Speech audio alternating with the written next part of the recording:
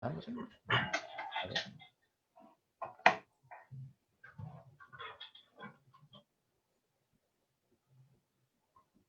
¿ya estamos?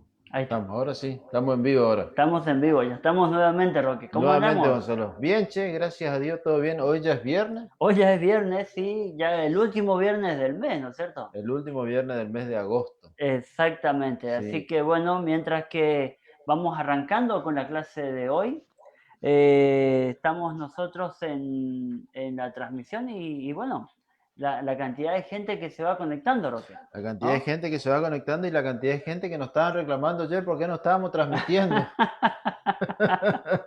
Sí, totalmente. La cantidad de gente que ayer ya empezó a escribir diciendo ¿Qué de pasó? qué pasó exactamente. Así que aquí voy a pasar porque este teléfono, hoy andamos con un teléfono de prestado Exactamente. para poder mirarlo. Así que la verdad, Roque, eso es bueno. A nosotros nos llena el De corazón de alegría. alegría Exactamente. que la gente, un día como ayer que dijimos, bueno, hoy capaz que vamos a descansar, Sí. nos estaban preguntando, ¿qué pasó que nos están ¿Qué transmitiendo pasó que no hoy? están en vivo? Que no están en vivo, Tal exactamente. cual. Y bueno, esas cosas a nosotros nos llena de alegría. Muchísimas gracias a todos los que ya se van conectando Sí, en la exactamente. reunión de hoy, en la clase de hoy. Mira, Ya veo saludo aquí, a Raquel Beatriz, que es de Mendoza. Dice, hoy es viernes y está en Mendoza. ¿Eh? Viviana Echedi del Talar también nos está sí, saludando. Ricardo Ramón Dazo, que nos está mirando desde Formosa. Muy bien, che, Así muy bien. que tenemos De ya Castelar, Rosana Milaliu también. ¿Mm? exactamente, sí. Desde Neuquén también nos está mirando. Así que bueno, gente, muchísimas gracias Muchísimas por... gracias a todos los que ya se van conectando, ¿no es cierto? Ya tenemos Y 140 personas conectadas. 150. Ya voy 150, mirando 150 personas que nos van a estar mirando. Bueno, necesito mis a, anteojos para mirarlo más. a Romina, a Sí. Adriana, a Alicia, a Leonor, a Karina, Soledad, a Edgar. Gente, saludos a todos los que se están conectando, a todos los que están en el inicio de nuestra octava clase. Octava clase y venimos Y caminando ligerito. venimos ligeros, exactamente, Ligerito, Roque. ligerito, Y ligerito. bueno, como habíamos dicho en un principio, cuando arrancamos este curso, Roque, que no iba a ser un curso más. No, Nosotros, la idea de este curso era venir completamente renovado y, completamente renovado, con gente y nueva, con gente nueva. con temas nuevos, Exacto. porque nosotros vimos que en nuestro curso anterior faltaron cosas así que como teníamos ese sabor que nos faltó. Sí, totalmente. Nos falta siempre 5 para el 5 peso. para el peso, exacto. Muchos que dicen, siempre me falta 5 para el peso, saqué 9, ¿no es Claro. cierto? Así es, así Pero que bueno, bueno. así que y justamente en esas cuestiones de ir renovándonos y ir tratando, digamos, de que gente nueva aporte a nuestro curso, Sí, aporte al conocimiento, aporte a todas estas cuestiones que tienen que ver con los abonos. exacto. Y está muy relacionado, todos estos días estuvimos hablando pues, de un tema tan importante como es la reutilización de los recursos Así es, orgánicos, ¿no es cierto?, así que es. tenemos en nuestra casa.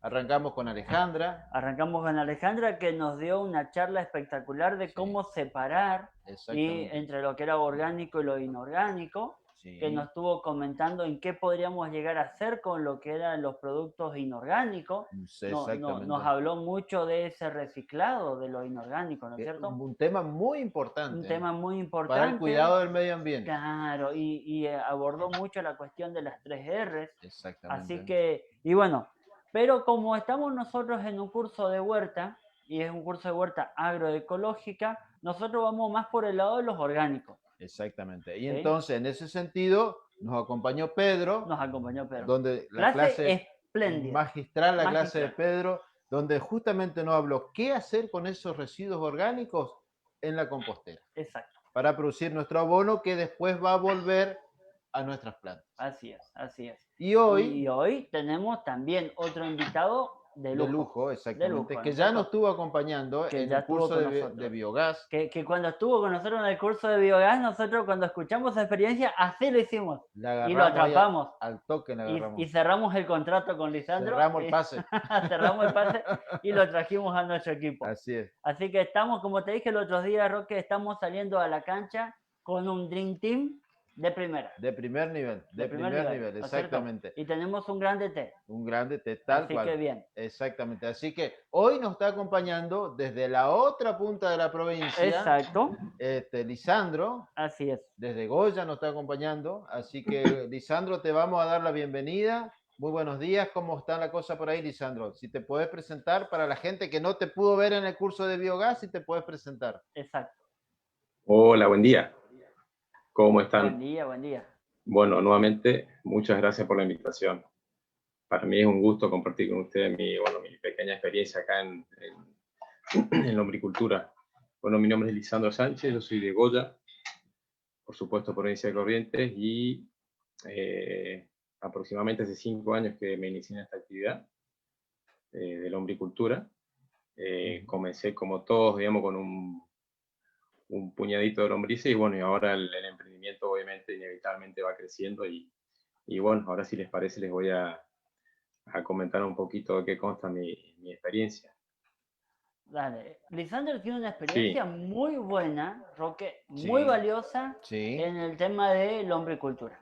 Exactamente. Que como lo habíamos hablado en un momento, que muchas veces tratamos de teorizar y llevamos siempre desde la teoría, ¿no? Sí. De las lombrices, del compostaje, de la separación, hasta inclusive la misma huerta. Claro. Siempre terminamos teorizando, y nosotros en esta clase en especial lo hemos traído a Lisandro, pero por su experiencia. Nosotros aquí rescatamos mucho la experiencia, Lisandro. El trabajo en el terreno, digamos, que nos cuenten cómo hacen para obtener el humo de lombriz, qué problemas están teniendo, cómo solucionaron. Sí, exactamente. Y eso tiene un valor incalculable. Totalmente, totalmente. Sí. Así que bueno, Lisandro, la pantalla es toda tuya. Cuando vos quieras compartir y arrancar con tu presentación, nosotros de acá después te bombardeamos de preguntas. Exactamente. Perfecto, perfecto. Ahí entonces, bueno, vamos a compartir con la presentación de Power. Bueno.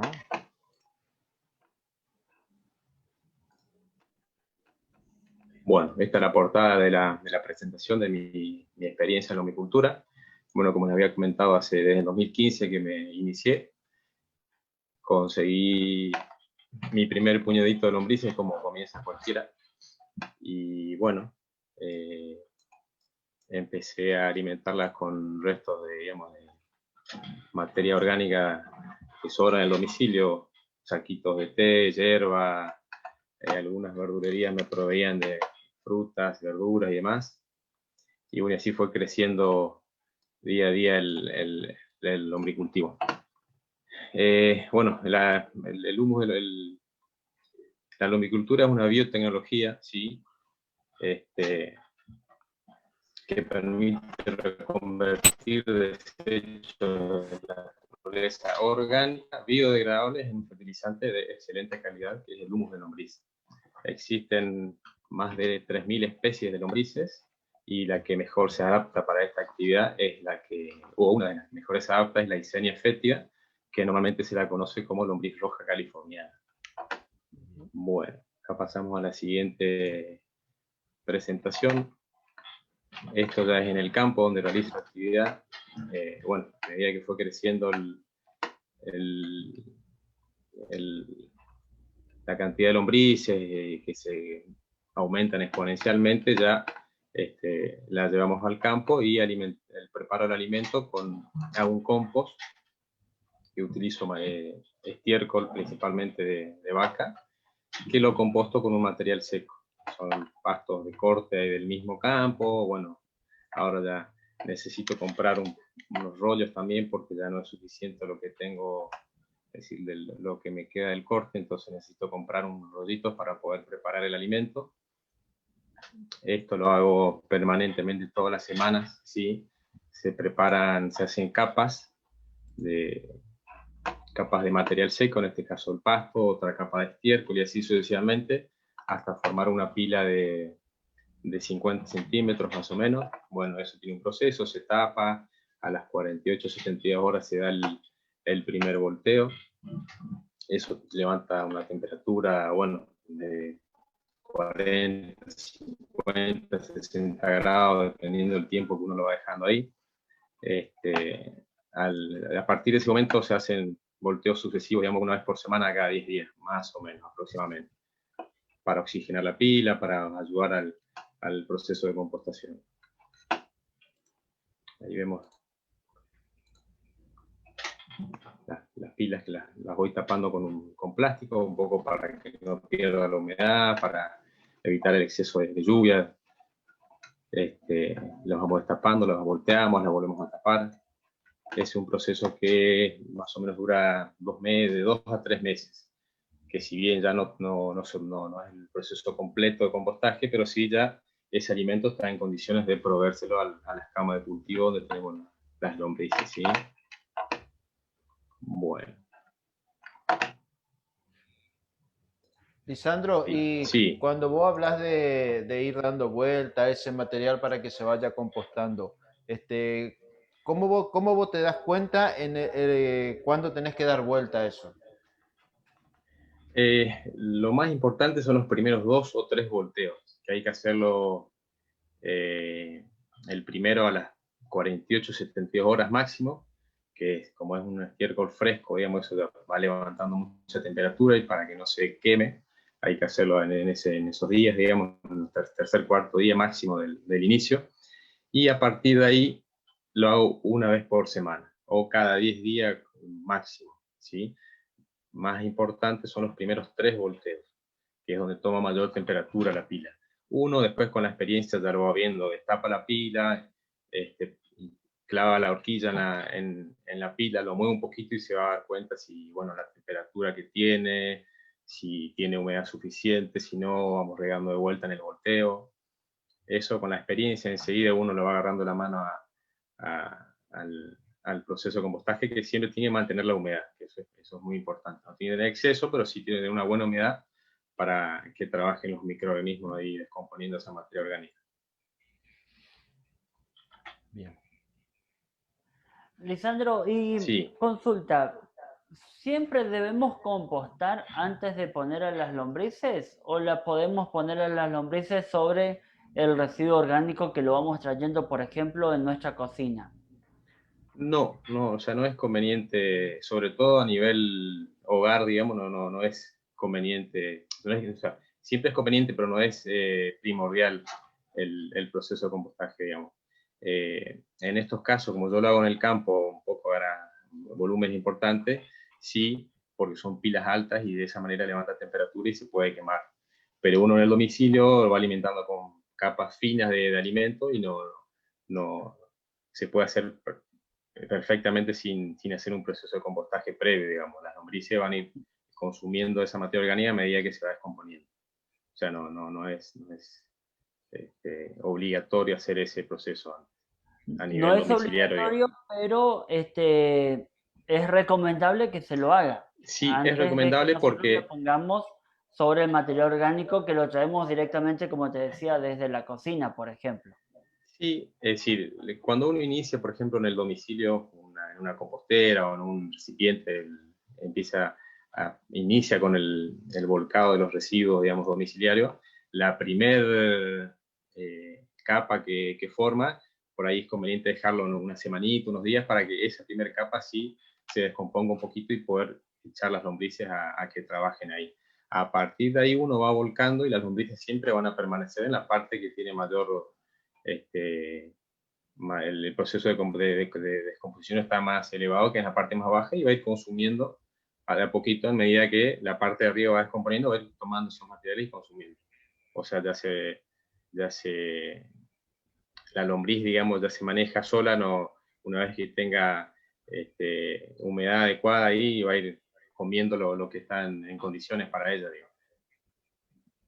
Bien. Es decir, que siempre antes de poner el alimento para las lombrices, ese alimento debería estar compostado. Es recomendable. Sí. Lo que hacemos digamos, cuando uno composta un alimento, es decir, le va a mejorarle la calidad final de ese abono, ¿sí? Porque al compostarse, ese material se va concentrando, ¿sí? Lo que facilita después el proceso de alimentación, digamos, de la lombriz sobre ese material. pero a nivel domiciliario se puede hacer sin compostar, que no hay inconveniente, digamos, no es excluyente que tengamos que compostar sí o sí el alimento. Como son capas finas, no habría mayor inconveniente. Dale. Bien. Lisandro, Sí. ¿y siempre debe ser la roja californiana o hay alguna otra especie o las lombrices comunes también sirven? En realidad todas producen humus, lo que pasa es que es la que mejor se adapta a este tipo de cultivos, es la roja californiana. O sea, es la más voraz, la que mayor reproducción tiene en este tipo de actividad, por eso es la que se utiliza, pero en realidad todas las lombrices. Si uno va a iniciar en su casa una compostera o en el patio, sería conveniente que consiga un puñadito de esta lombrices, que es la que van a descomponer con mayor rapidez y se van a reproducir también con mayor facilidad y rapidez. Es decir, es conveniente alguna de estas, que son 2 o 3 en realidad, pero la que más se consigue o la más conocida es esta, que es la roja de California. Bien. O sea, podemos decir de que todas las lombrices digieren material orgánico, Exacto. pero estas específicamente son más eficientes en el Exacto. proceso. Es Sería la algo que mejor así. se adapta, es la que mejor se adapta en este tipo de actividad, digamos. Sí, sí. Dale. Y te hago una consulta. ¿Cuál vendría a ser el ciclo biológico de las lombrices? Suponete que hoy yo quiero iniciarme y me regalan una lombriz, ¿sí? Sí. ¿Puedo iniciarme a partir de esa lombriz sola? Y no, lo ideal sería que te regalen 2 lombrices. Ah, Las lombrices son hermafroditas, cada lombriz posee ambos sexos, ¿sí? Pero necesita de otra para poder llegar a la reproducción. O sea, tiene que tener un mínimo de 2 bien. lombrices para iniciar. La lombriz se acopla semanalmente, o sea, se reproduce semanalmente, ¿sí? De cada acoplamiento resultan 2 cocones, que sería como el huevito de la lombriz, uno por cada lombriz, que eclosiona aproximadamente entre 14 y 44 días, dependiendo de la temperatura, digamos, ambiente. Por cada uno de esos cocones o huevitos nacen entre 2 y 4 lombrices, ¿sí? Bueno, así que ahí se pueden dar una idea más o menos de lo rápido que se multiplican estos animalitos en dándole las condiciones adecuadas, digamos, crece exponencialmente el número de lombrices. Ajá, Sí, sí. bien. Y suponete, yo voy, compro humus de lombrices y viene con los huevitos, dentro del humus. Sí. De ahí, los huevitos nacen las lombrices y ellas rápidamente ya se pueden ir apareando y reproduciendo, o eso tiene días. No, sí, va pasando por distintos estados. Del cocón pasan a ser lombrices juveniles, después subadultas, ¿sí? Y a partir de los 55, 60 días aproximadamente ya son lombrices adultas que están recién ahí en condiciones de reproducción, ¿sí? Ah, bien.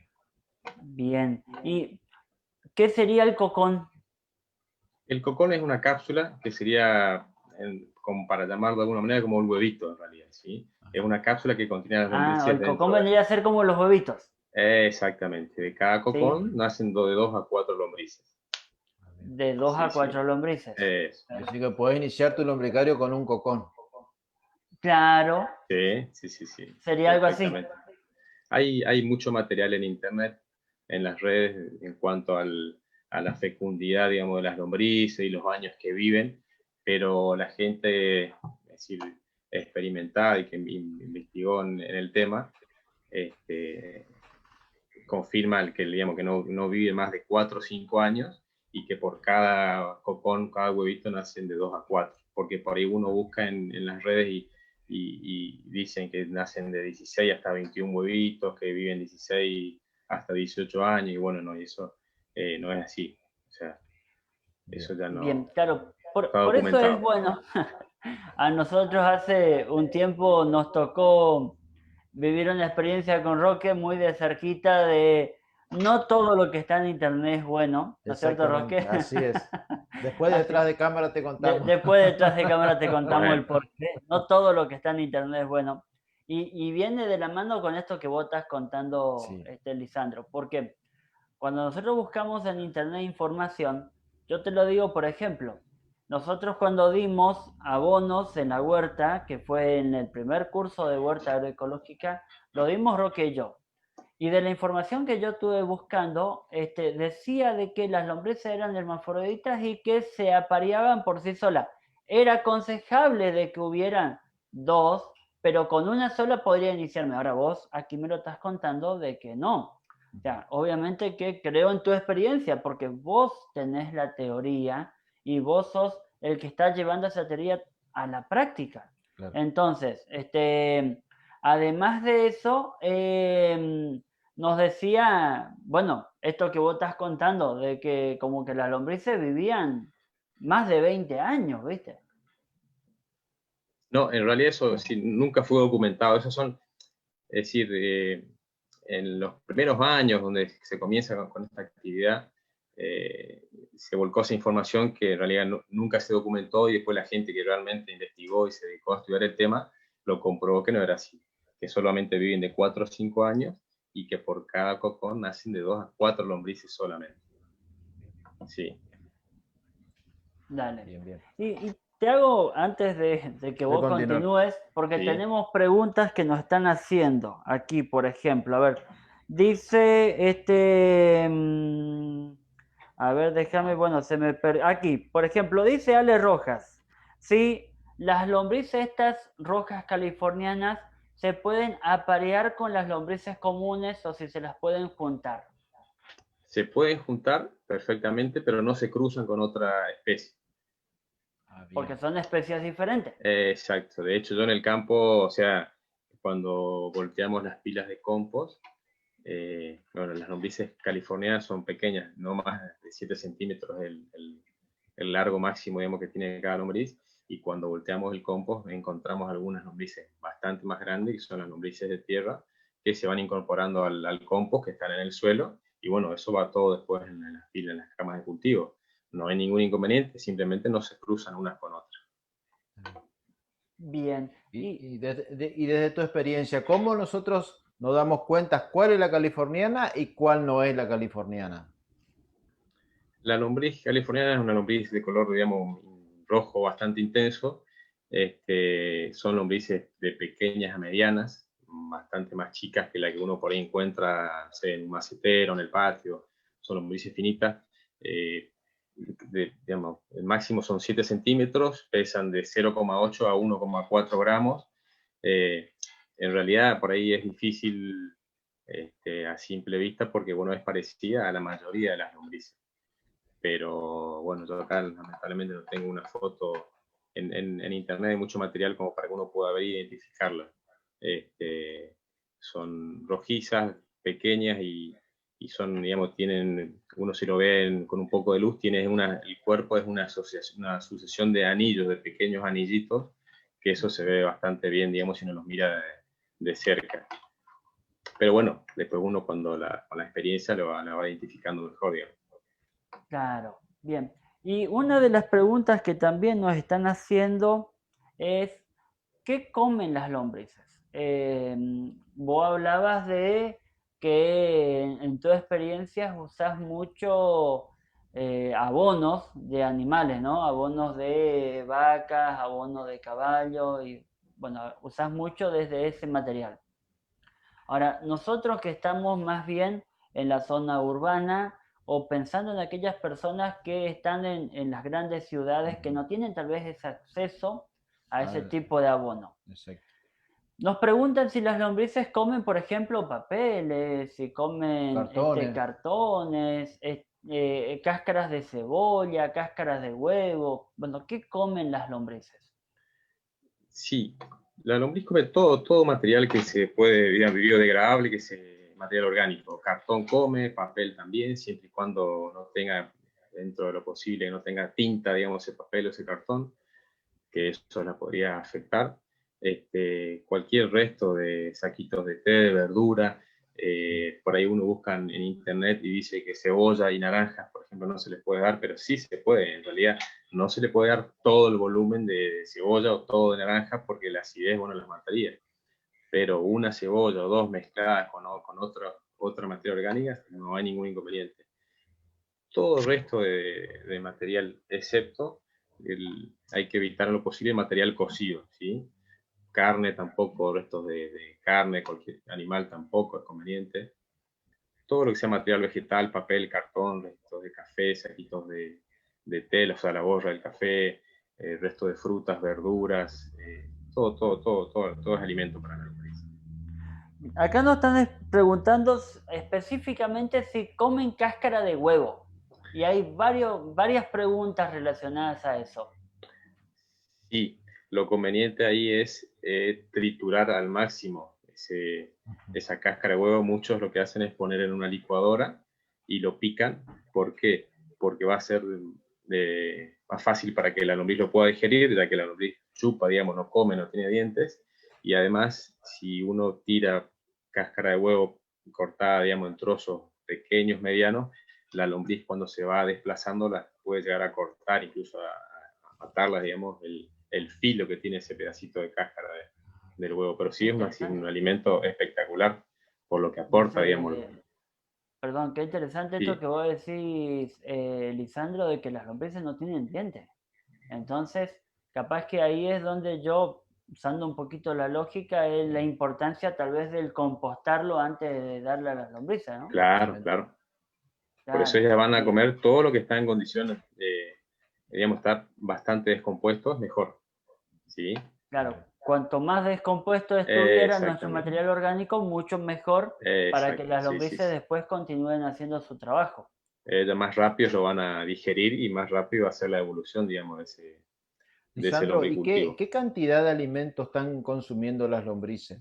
¿Tenés algún dato ¿Y la lombriz? experiencia o no? Come, sí, aproximadamente su peso en alimentos. O sea, una lombriz adulta que pesa aproximadamente 1 gramo, come 1 gramo de alimento por día. Como para que uno pueda sacar por la cantidad de lombrices es un montón. Claro, es un montonazo, claro, por supuesto. Claro. Sí. Es muchísimo. Es muchísimo lo que podemos llegar nosotros a reducir en lo que es material orgánico, muchas veces, considerando el volumen que comen estos animalitos, ¿no? Exactamente. Sí, está estudiado que uno en el domicilio puede reducir hasta un 50% del residuo, digamos, que va quedando, que uno va tirando en su bolsita, lo puede reducir hasta un 50% haciendo una compostera con lombrices, o sin también, digamos, con lombrices va a ser más rápido. Bien. Bueno, tengo varias preguntas más, pero dejo un poquito a que vos avances con porque puede ser de que cuando vayas avanzando vayas respondiendo algunas de las preguntas que vamos teniendo. Bueno, ahí sigo con la próxima presentación. Bueno, ahí les muestro un poquito uno inicia con un poquito en un cajoncito, en un baldecito, eso se va agrandando, ampliando, y ya optamos por esta modalidad que son una especie de filetones o lechos que hago con compostes y tablas, donde ahí hago el lombricompostaje. Ahí se ven las camas, donde se hace el proceso, las alimento una vez por semana. Yo en lo posible trato de no evitar el exceso de riego, ¿sí? O sea, trato de manejar una buena humedad en el compost como para después no tener que regar en cada alimentación semanal, como para que no lavar el humus, digamos, el abono y no perder calidad. Bueno, acá en esta siguiente se ven las camas, en la segunda foto se ven unos pequeños paños de media sombra con un bultito que es una cama que ya llegó al nivel máximo, digamos, del lombricompostaje y procedemos a la cosecha. Se pone esas trampitas con material, con compost, digamos, listo para el alimento y ahí se tapa nuevamente. Dejamos 3 días aproximadamente, lo destapamos y cada uno de esos tramos de media sombra está repleto de lombrices que subieron a comer ese alimento fresco. De esa manera yo las voy cosechando. Se hace este proceso 4 o 5 veces más o menos para sacar la mayor cantidad de lombrices, para cosechar la mayor cantidad. Y a partir de ahí después se hace la recolección, digamos, de ese material, que es que vendría a ser una materia orgánica de muy buena calidad que todavía no está humificada 100%. Esta es otra forma, digamos, son piletones de cemento, son los primeros que inicié. O sea, uno lo puede hacer en cualquier lado, en realidad. Te muestro un poquito para que tenga una idea, pero lo puede hacer sobre la tierra, lo puede hacer en un piso, lo puede hacer empezar en un cajoncito, en un balde. O sea, no hay inconveniente con eso. Bueno, después, una vez cosechado el material, se lleva a un lugar donde pierde un poco de humedad, ya que viene con un 80-90% de humedad.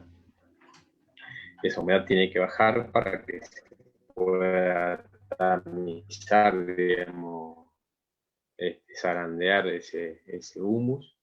En el proceso de zarandeo quedan algunos palitos, restos, digamos, no alcanzaron a descomponerse totalmente, y eso le da una mejor presentación al producto, ¿sí? Una vez que se hace el proceso de zarandeo, se embolsa, y lo ideal es que a partir de ahí queden más o menos mínimo 3 meses descansando ese material para que hongos y bacterias terminen ese proceso de humificación, como para lograr una mejor calidad.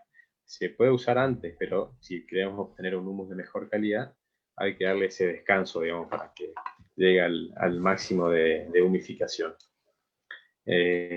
Bueno, pasamos a la siguiente. Yo hago otros subproductos con el humus terminado. Hago un té de humus que se usa para regar cualquier tipo de cultivo, planta, jardinería. Hago en unos tachos grandes, ¿sí? Proveo algunos horticultores acá de la zona como complemento de la fertilización química. Bueno, además de eso, Lisandro, bueno, sí. Aquí tenemos algunas preguntas más referidas a la cuestión de las lombrices.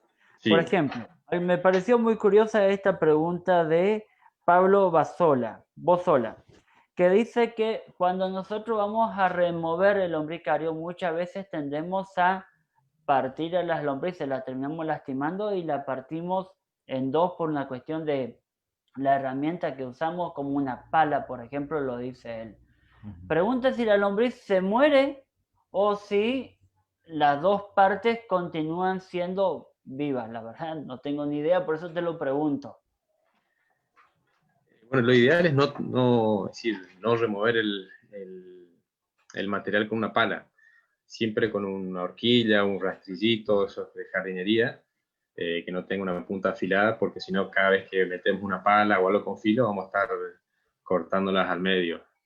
Yo no lo comprobé personalmente, pero en lo que pude informarme y leer, si presentan una herida, digamos que un corte pequeño o no por la mitad, pero si se corta una partecita de la lombriz, un corte en el cuerpo, la lombriz se recupera y bueno, no muere, digamos, ese animal. Yo no lo pude comprobar, pero sí los que están en el tema y lo han comprobado, digamos, sí sigue viviendo, siempre y cuando ya no sea un corte muy grande, pero incluso en el proceso del zarandeo del material, obviamente ahí quedan algunas lombrices y en ese movimiento algunas se lastiman. Y eso sí yo lo comprobé, que las voy rescatando ahí, las puse en otro lugar y la lombriz se recupera perfectamente. Pero bueno, hay que evitar Bien. el Y aquí material con fil. después te hago una segunda pregunta que nos hace, por ejemplo, Piju Roxane, que dice si las lombrices conviven con hormigas, porque los otros días fue a su lombricario y se dio cuenta de que tenía mucha cantidad de hormigas rojas. Uh-huh. Bueno, hay algunas, son pocas las las hormigas, perdón, que se comen en lombrices. Yo, en mi experiencia, sí, tuve algunos inconvenientes, pero por ahí es un poco por falta de humedad también que entran las hormigas al lombricario. La hormiga no se introduce en el humus para ir a buscar una lombriz. Sí, alguna que está por arriba o quedó ahí sueltita, las puede llegar a matar, pero no es un mayor problema, digamos. O sea, se riega un poquito y la hormiga ya no está cómoda ahí y se va. No es un inconveniente grave, digamos, tener algunas lombrices, algunas hormigas en el lombricultivo. Bien, y después también nos preguntaban por algunos gusanitos que también empezaron a aparecer en los lombricarios y hasta inclusive los mismos bichos bolitas. Bueno, si es normal eso. Si es normal eso, totalmente. Sí, es normal y son insectos que ayudan a la degradación de la materia orgánica. O sea, está perfecto que tenga eso. Algunos gusanitos suelen ser larvas de mosca, que digamos, mientras no tengamos en exceso no sería problema. Lo que habría que hacer en ese caso es taparle con algún material seco, para que bueno, no ingrese la mosca ahí a poner el huevito. Se tapa con una media sombra, con pasto, ¿sí? Que no quede al descubierto la compostera o digamos, donde uno realice el lombricultivo. Siempre tiene que estar tapado justamente para evitar eso. Primero que le dé el sol, el viento, que le afecte a las lombrices, y después para que no ingresen moscas y otros insectos. Pero los bichos bolitas, esos están perfectos, son los que ayudan a degradar, incluso a poner a disposición el alimento para las lombrices. Lisandro, y te hago una pregunta. ¿Qué pasa si nosotros tenemos nuestro lombricario o en un lugar donde tenemos un exceso de agua, digamos, tiene un problema con la humedad? ¿Qué solución deberíamos tener ahí? Siempre hay que hacerlo en un lugar donde no se encharque, ¿sí? En un lugar bajo no es conveniente. La lombriz soporta un encharcamiento, digamos, mientras no sea prolongado. O sea, que quede unas horas en un lugar con exceso de agua, no pasa nada, no va a morir, pero que no sea permanente, digamos. Si uno tiene una compostera en la casa y ve que tiene exceso de humedad, tiene que incorporar material seco, cartón, papel, pasto seco, resto de maderita, viruta, acerrín, como para compensar un poco ese exceso de humedad, y con eso soluciona el problema. Bien, bien.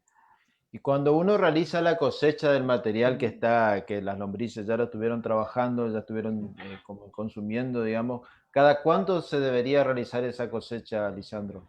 O capaz me adelanto un poquito a la Sí, pregunta de Roque y la pregunta sería, ¿cuándo yo me doy cuenta de que debo realizar la cosecha? claro. ¿Y cada cuánto? ¿Y cada cuánto? Exacto. Exactamente. Bueno, por ejemplo, si uno tiene una compostera en el domicilio, para hacerlo más gráfico, Sí, bueno, hay distintos modelos, pero cuando la compostera, bueno, supongamos que tenga un alto de 50 centímetros, cuando lleva al nivel máximo, que ya no puede uno poner más alimentos porque ya llegó al nivel superior, ahí tiene que empezar a volcar a otra compostera o a la otra parte de la compostera, ¿sí? La cosecha se puede hacer en cualquier momento. Normalmente se hace cuando ya llega a la capacidad máxima del lugar donde uno realiza el lombricompostaje. Normalmente ahora hay composteras que vienen divididas en dos partes, entonces cuando llega al nivel máximo la primera parte, inicia el proceso en la otra y deja esa primera parte que bueno, la lombriz termine de degradar ese material y ya a partir de ahí puede cosechar. Uno se da cuenta porque, por ejemplo, si uno alimenta semanalmente o bueno, cada 3, 4 días, depende cómo uno lo quiere hacer, uno pone el material, resto, por ejemplo, de frutas, verduras, y cuando la lombriz lo termina de convertir en abono, ya se da cuenta por la textura que tiene. Uno ya lo va a ver ahí en el momento con la práctica. O sea, son como pequeñas pildoritas, queda algo muy suavecito, muy parejito ahí, que ya uno se da cuenta que ese material ya está degradado 100% por la lombriz. algo muy granular vendría a ser un granular fino, como vos lo Claro, decís, a través de la textura nosotros nos vamos dando cuenta de que el material ya está en condiciones como para que lo podamos cosechar. exactamente, sí. ¿Sí? Bien. Bien, y aquí, por ejemplo, nos pregunta el hijo Libertad, dice, ¿cuál es el tamaño de la red o del material que vayamos a usar nosotros para hacer ese zarandeo, para hacer esa cosecha? Bueno, yo utilizo dos. Hay en realidad lo que aconsejan son tres, de tres tamaños, pero uno en el domicilio no se puede no complicar tanto. si no me equivoco, es de 3 por 3, 3 milímetros por 3 milímetros, hasta 5 por 5, o sea, lo que va a variar un poquito ahí es el material que va quedando arriba. Es decir, cuando más fino, más chico sea el cuadrito de esa zaranda, digamos, va a requerir que el material esté más seco, ¿sí? Lo cual tampoco es conveniente que esté muy seco porque si pierde humedad por debajo del 35-40%, va perdiendo la calidad de ese humus porque van muriendo los microorganismos que contiene, ¿sí? Pero una reja, digamos, de 3x3, de 4x4 milímetros, yo creo que sería lo ideal, digamos, más o menos, sí, sí. Pero bueno, uno lo puede hacer con reja un poquito más grande, no es inconveniente, digamos, porque no es solamente para filtrar un poco el material que no está degradado. Ese material que queda en la zaranda, en la reja, que no se degradó, lo vuelve a poner para que las lombrices inicien de vuelta el proceso con ese material. Bien. Dale, ¿y ese milimetraje también puede tener alguna relación con el tamaño de los huevitos o de los cocones que vos decías, o no tiene nada que ver? Sí, por eso les decía que normalmente aconsejan, y que lo hace por ahí a nivel de escala industrial, digamos, que lo haga en 3 tamaños. El primero van a quedar las lombrices más grandes arriba, en el segundo, que sería más o menos de 5 por 5 milímetros, en el segundo de 3 por 3 aproximadamente, van quedando lombrices pequeñas y medianas, y en el tercero, que es el más finito de todo, sí quedan los cocones. ¿Sí? Como para que uno pueda recuperarlo y no vayan al abono, digamos, que tampoco sería nada grave. Pero bueno, es decir, de uno a nivel domiciliario, no sé si tendría que complicarse tanto con ese tema, con elegir una medida, por ahí ya es suficiente. Bien, Lisandro, una consulta más. Si yo tengo 1000 lombricarios sobre el suelo, sobre la superficie del suelo, sin tener ningún nylon, sin tener dentro de ningún contenedor, directamente sobre el suelo, ¿corro peligro a que las lombrices se me vayan? Si es un lugar que no se encharca por la lluvia y si le das las condiciones que tenga siempre alimento y que tenga humedad y oscuridad, que un lugar que esté medianamente tapado, no tendría por qué irse ninguna lombriz. No. La lombriz roja californiana es una lombriz que hay, digamos, una lombriz epigia dentro del grupo que se llama epigias, que son lombrices que se desarrollan en la superficie del suelo, en la parte de los primeros centímetros del suelo. Por eso es que si una lombriz que mientras tenga esas condiciones y alimento ya va a estar siempre ahí, excepto bueno, que haya sequía, que uno no riegue y se seque, va a ir buscando humedad a otro lugar, o que no tenga alimento, se va a ir, o que esté en un lugar encharcado, se puede morir, o se va a otro lugar un poco más seco. Pero no, en general no hay inconveniente con eso. Mientras uno las controles periódicamente y tenga esas condiciones, no va a tener problemas.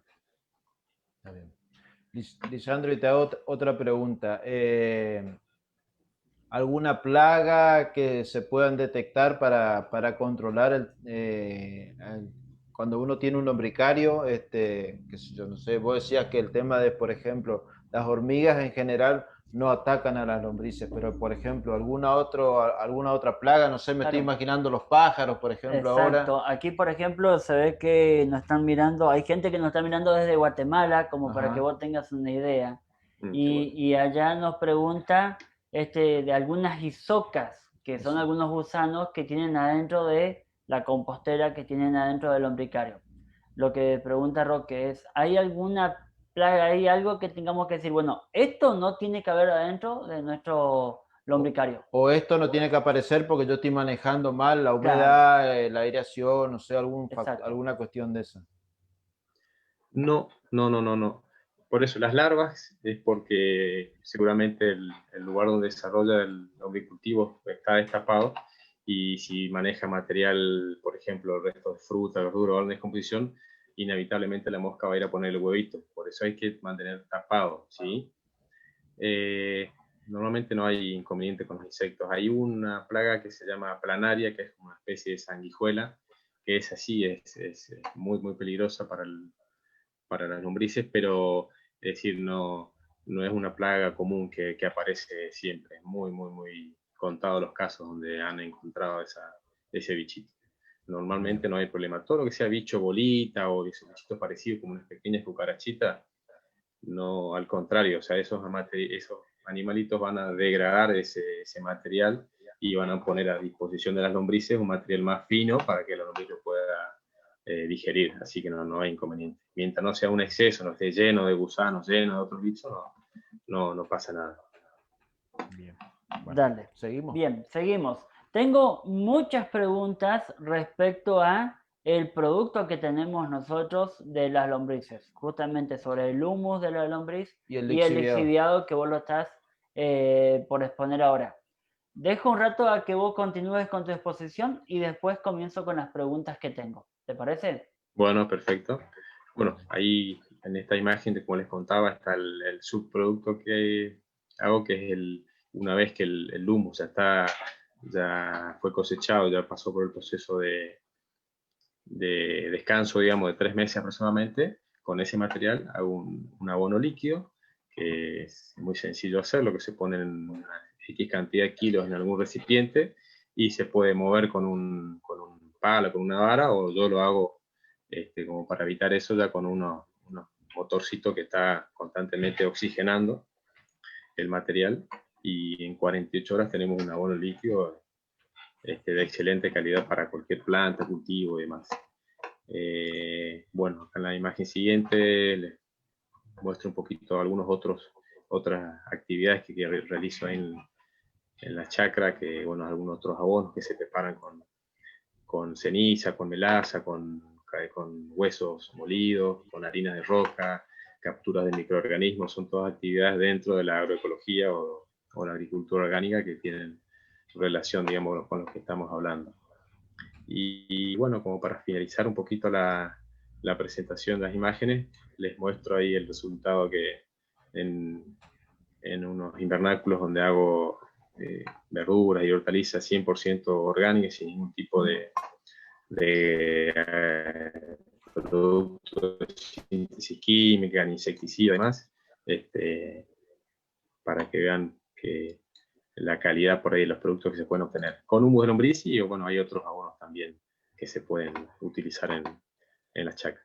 Está bien. Ahí llegamos al final de la presentación, así que por ahí si quieren hacer alguna pregunta respecto a esto, los escucho. Dale, preguntas hay varias. Preguntas hay varias. Hay varias. Y empezamos, por ejemplo, nos está preguntando Roberto Caro Prese, dice, ¿qué diferencia hay entre el té de humus con el lixiviado en el proceso de elaboración?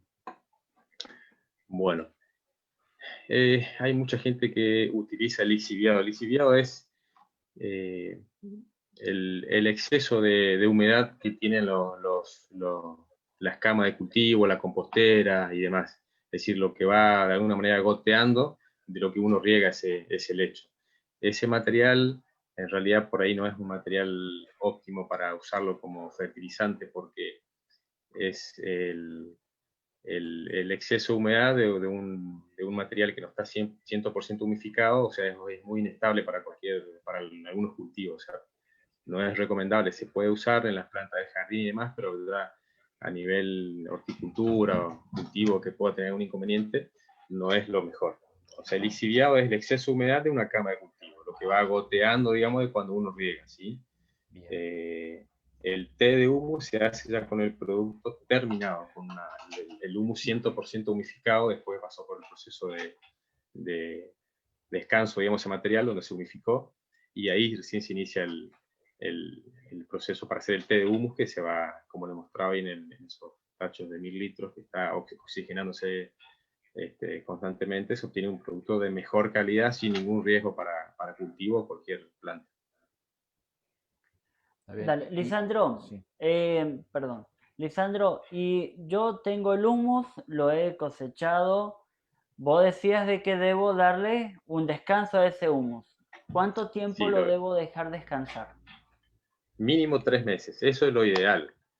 Uno, Bien. haciéndolo en el domicilio, si es para las plantas del jardín, las macetas y las plantitas, puede utilizarlo, ni bien uno saca las lombrices, no hay inconveniente.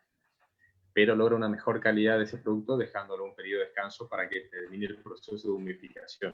¿Esto qué quiere decir? Que va a haber más nutrientes disponibles para esa planta que uno va a fertilizar después. Bien, entonces lo aconsejable sería dejarlo descansar para que nosotros tengamos mayor aprovechabilidad de ese producto, ¿no es cierto? Exacto. Mejoramos la calidad. Suponete que quiero hacer el té de humus. Sí. ¿Cuál sería la proporción para que yo comience a hacer ese té? Desde lo sólido y el agua que debo agregarlo. La proporción que yo utilizo, que me da buenos resultados, es aproximadamente por cada kilo de material, o sea, en el caso de humus, ¿sí? 4 a 5 litros de agua.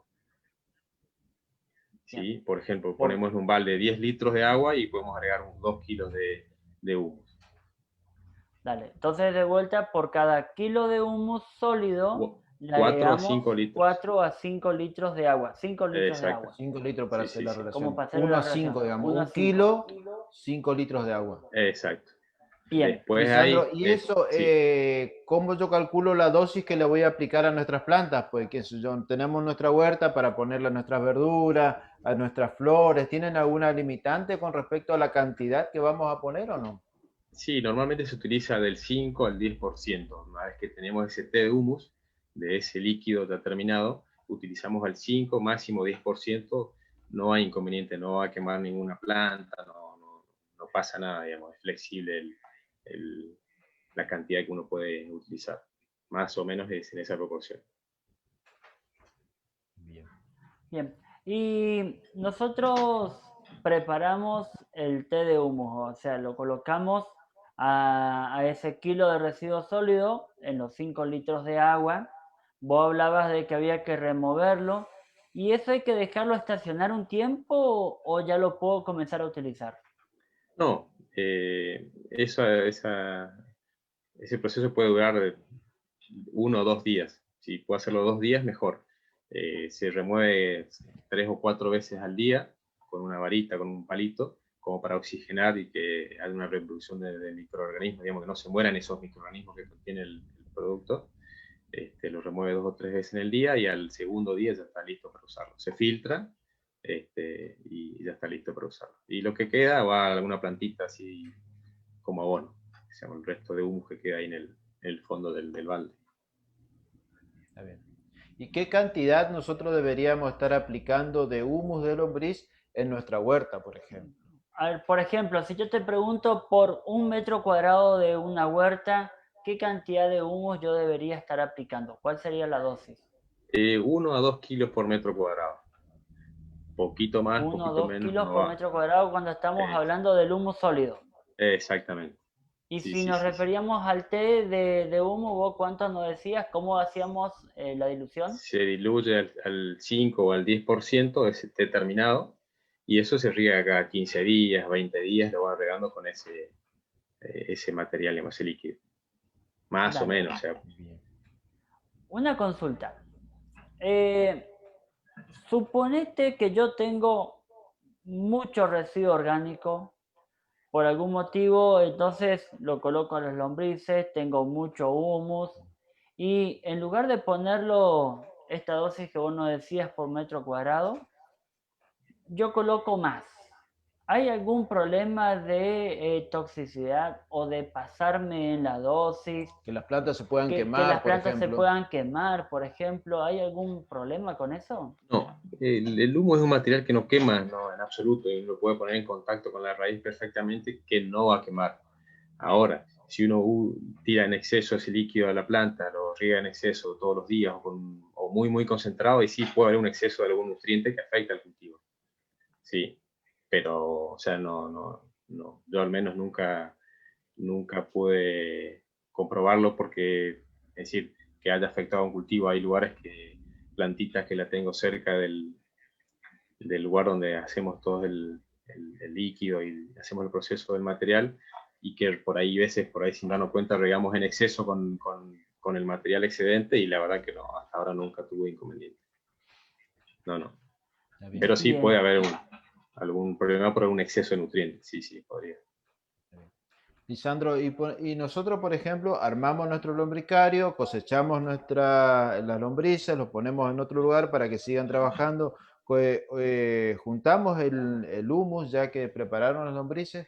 ¿Cuánto tiempo yo lo puedo guardar a ese humus para poder reutilizarlo en nuestra huerta? Bueno, aconsejan, Suponete hoy sí, estoy teniendo el humus y después lo quiero ir a visitar a mi mamá cuando pase la pandemia. Claro, y le lleva sí. un poco de Y le humus. llevo un poco de humus, ¿no es cierto? Entonces, corro riesgo de que eso se eche a perder, tiene una fecha de vencimiento, lo puedo guardar y después se lo puedo llevar. Bueno, Pierde las pierde propiedades. las propiedades, exacto. No, no, no. Incluso hay empresas muy grandes que hacen producción de humus que lo tienen estacionando por un año el material y después lo comercializan, como para mejorarlo. Y aconsejan que no pase más de 3 a 4 años para utilizar el producto, porque ahí sí ya hay una degradación, digamos, de los nutrientes y mueren, empiezan a morir microorganismos y demás. Pero uno o 2 años tranquilamente lo puede ir teniendo ahí y lo va usando. No hay problema. O sea que no me puedo preocupar por la pandemia. No, para No, nada. no me puedo Te estar puedes ir tranquilo preocupando. nomás. Tranquilamente lo puedo estar guardando para llevarle. Lisandro, ¿no te imaginas la cantidad de preguntas que están surgiendo? Sí, además Eh, nos preguntan, por ejemplo, si el té de humus se puede utilizar como fertilizante foliar. ¿Vos tenés alguna experiencia con respecto a eso, Sí, sí, sí, Lisandro? sí, también se puede usar tanto por fértil riego o foliar. De cualquier de las formas la planta lo absorbe muy bien. Sí, sí, sí. En la misma proporción, el 5% más o menos para usarlo de forma foliar. Al De cinco 3 por al ciento. 5% para usarlo de foliar. Si uno pasa esa dosis, ¿puede producir algún quemado de hojas o no? No, no, no, o sea, salvo que lo haga muy concentrado. Yo lo he usado en dosis alta y no, la verdad no tuve inconveniente. Pero bueno, para que uno le rinda más también, usándolo en esa proporción, yo creo que va a estar bien. No va a tener Y eso inconveniente y va cada 15 días más o menos. 15 días, 20 días, uno va viendo ahí cómo está la plantita, lo va observando y va viendo si necesita o no, eh, pero que en ese... cuando dimos la charla, cuando hablábamos de los biodigestores en el mes de julio, Lisandro, vos nos contaste de que en el lugar donde vos estás hoy produciendo, arrancaron con un sistema donde tenían una determinada cantidad de materia orgánica en el suelo. Y hoy estás teniendo completamente otra a través del trabajo que vos estás realizando. ¿Nos podrías contar un poquito esa experiencia? Sí, yo en el lugar donde desarrollo esta actividad es un lugar que tiene un suelo muy, muy, muy arenoso, suelo muy blando, pobre, con menos del 1% de materia orgánica. Empezamos con el cultivo de verduras y algunas hortalizas y bueno, al tener un suelo tan, tan, tan pobre, teníamos de todo tipo de problemas, de todos los insectos que nos atacaban, el suelo teníamos plagado de nematodes, y bueno, y plantas pobres, ¿cierto? Porque no tenían sustento. En la medida que fuimos incorporando tanto humus líquido, el riego con humus sólido y otros abonos que preparamos ahí, todos abonos orgánicos, en estos 2 años que llevo haciendo el cultivo, digamos, estas verduras y hortalizas, vimos una evolución espectacular. Eh, tenemos poco y nada de inconvenientes con nematodes hoy por hoy en esa superficie, digamos, y cada vez que, en la medida que vamos enriqueciendo el suelo, el problema con ataque de insectos va mermando notablemente, porque la planta tiene sus nutrientes, está equilibrada, digamos, y no digamos, deja de ser un atractivo para los insectos, entonces uno va teniendo menos inconvenientes y va usando menos repelentes. O sea, yo no tiro ningún insecticida, solo algunos repelentes que preparamos ahí con productos naturales. Al principio usábamos bastante y ahora cada vez menos porque el ataque de insectos va bajando considerablemente, digamos, en la medida que uno va mejorando su suelo. Qué interesante, Sí. Roque. Qué Qué interesante cómo interesante. mejoró la salud de todo el Claro, sistema, no claro. solamente del suelo, sino que de las Sí. plantas, de todo el sistema y la salud para las personas que consumen también. Totalmente, totalmente, porque fíjate lo que cuenta Lisandro, que arrancaron con muchos problemas, básicamente desde la problemática de la baja fertilidad Sí, que plantas acarrea desnutridas. planta desnutrida, problemas de nematodes, que no es sencillo solucionar los problemas de nematodes, ¿no? Planta desnutrida seguramente le ataca a algún bicho. Ataque de insectos seguro, y de ahí vienen enfermedades también. Todo temas que vamos a estar tocando aquí en el curso. Ahora, fíjate cómo lo solucionó. ¿Desde qué punto de vista? La incorporación de la materia orgánica. La reutilización de los residuos orgánicos. Exactamente. Así que, qué bueno. Por eso nosotros hemos elegido a Lisandro que nos venga a contar, porque nos cuenta desde su experiencia. Una experiencia valiosísima. Una experiencia valiosísima realmente, donde él nos dice, fíjate, yo desde mi experiencia hice esto, esto y lo otro, ¿no es cierto? Y cómo estuvo antes y cómo está ahora, usando prácticamente la naturaleza. Exactamente. Lisandro, una consulta más, pero porque a mí me trae también la misma intriga, porque en algún momento en la universidad yo presenté un trabajo del hombre compuesto para poder aprobar la materia en la universidad, y allá en aquel entonces se hablaba de, en algunos países se consumen las lombrices. Y acá nos pregunta Pablo también, Pablo Bozola, si las lombrices se pueden cocinar y se pueden comer. No sé, tanto como cocinar, no, pero sí se aprovecha, la carne de lombriz tiene un 70% de proteína, que es altísimo. No está muy desarrollado todavía, pero se espera que en el futuro sea uno de los principales, digamos, un alimento dentro de los principales, por la alta carga de proteína. Lo que hacen empresas muy, muy grandes es el proceso de la carne haciéndolo harina. Se hace harina con esa carne de lombriz y sí se utiliza como alimento para humanos y para animales también. O sea, es muy valiosa la cantidad de proteína que contiene, pero no está muy explotado actualmente todavía. Sí. Bien, o sea que el consumo directo, o sea, yo agarro desde mi lombricario, qué sé yo, en aquel momento cuando lo había estudiado se decía que se lo purgaba con harina de maíz. Una vez que lo purgábamos con harina de maíz, hoy por hoy no está mucho desarrollado desde el agarro, lo purgo y lo como. Pero sí desde el punto de vista industrializado, donde se hace harina de la carne, claro. Y en muchos lugares he visto que se terminan como incorporando también en las hamburguesas, o hasta inclusive en la alimentación animal, justamente por lo que vos decís, alto contenido de proteínas, y se lo utiliza en la producción tanto de cerdo como de bovino, ¿no? Sí, o sea, nuestro país no está muy desarrollado, pero sí, creo que en un futuro no muy lejano va a ser una opción interesante, digamos, el proceso de la carne de lombriz por sus proteínas, ¿cierto? Dale, bien. Lisandro, acá Ariel nos está preguntando cómo hace para combatir el grillo topos y si es que lo afecta al lombricario. Sí, en ese caso hay lugares, vi experiencias por las redes, ¿no? En otros países que tienen ese animal, digamos, que hace daño, que, bueno, o hacen en piso o ponen una especie de reja como base, donde va el lombricultivo para que no pueda ingresar, digamos, y comer a las lombrices. Y ese es un problema, por ejemplo, ese sería un problema. Tendría que buscar la forma de hacerlo en un lugar donde no ingrese el animal, o poner una especie de reja que contenga, digamos, que no impida el ingreso del bichito por abajo para que pueda comer las lombrices. Sí. Bien. Lisandro, hay muchísimos mensajes saludándote, dándote las gracias por haber compartido, felicitando, diciendo que muy buena la clase. Muy bueno el trabajo que está haciendo, Lisandro. Muy bueno el trabajo práctico que estás haciendo realmente. Y desde acá te estamos compartiendo algunos de los mensajes que estamos pudiendo llegar a leer, porque de verdad, no, al menos a mí no me está dando el dedo como para ir leyendo todos y pasándolo para arriba. Ya perdí la vista ya. Y ya perdí la vista totalmente. Así que bueno, te invito a que vos puedas en algún momento estar mirando el video de la clase de hoy, que puedas estar respondiendo, por favor, algunas de las preguntas, porque quedaron un montón de preguntas sueltas. Sí, exactamente.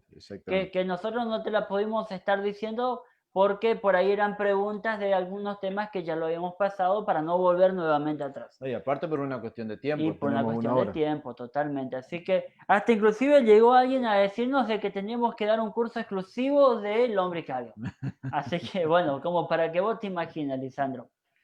Te agradecemos mucho. Primero por el tiempo haber dedicado, porque estoy seguro de que dejaste de hacer algo importante para estar aquí con nosotros compartiendo. Con nosotros y con la gente, Y con la gente, compartiendo tus conocimientos, tus compartiendo. saberes, tu experiencia. Así que te agradecemos infinitamente, Lisandro. Muchas gracias por tu tiempo. Muchas gracias a la gente de INTA Goya, Exacto. que nos estuvo haciendo el contacto, que estuvo Totalmente. haciendo la gestión. Así es. A Julia y a Babi, que nos están mirando seguramente. Totalmente. Así que bueno, desde ya te agradecemos mucho por tu tiempo, Lisandro. Mucho por haber compartido con nosotros tu experiencia, tu conocimiento. Y nuevamente te digo, te invito a que vos puedas estar mirando la clase de hoy en algún momento, cuando vos puedas, y que nos des una mano en contestar esa cantidad de preguntas que todavía quedaron ahí pendientes. Exactamente. Gente, gracias por estar del otro lado. Muchísimas gracias, gente. Nos vemos, si Dios quiere, la semana que viene, el día miércoles. El día miércoles. Nos vemos el miércoles, como por la duda que no empiecen el lunes y el martes preguntando Claro. por qué no salimos, ¿no es cierto? Nos vemos el día miércoles. El miércoles vamos a estar con la clase de biodigestores. Vamos a continuar con esto tan importante como es la clasificación y la reutilización de los residuos orgánicos. Totalmente. Lo vamos a enfocar desde la parte de los biodigestores. Exacto, desde la descomposición anaeróbica de los residuos orgánicos como una alternativa más de qué poder hacer con esos residuos que mucho molestan o mucho hoy por hoy está generando un gran problema ambiental. Así que bueno, ahí es donde lo queremos orientar. Nos vemos el miércoles. Gente, si Dios quiere. Muchísimas Lisandro, bendecimos bendecimos tu vida. Gracias por estar junto con nosotros. Gracias por la invitación. Bendecimos la vida de todos. No dejen de compartir el video. No dejen de darle me gusta. Y así nosotros podemos estar comunicados más fluido, ¿no es cierto? Así que Lisandro, muchísimas gracias, Lisandro, por tu tiempo. Lisandro. Nos vemos. Gracias a ustedes y cuenten conmigo para lo que necesiten. Este es un tema que a mí me apasiona, así que estoy a disposición. Saludos a todos. Muy bien. Gente, que Dios los bendiga. Buen fin de semana. Cuídense. Chau, chau.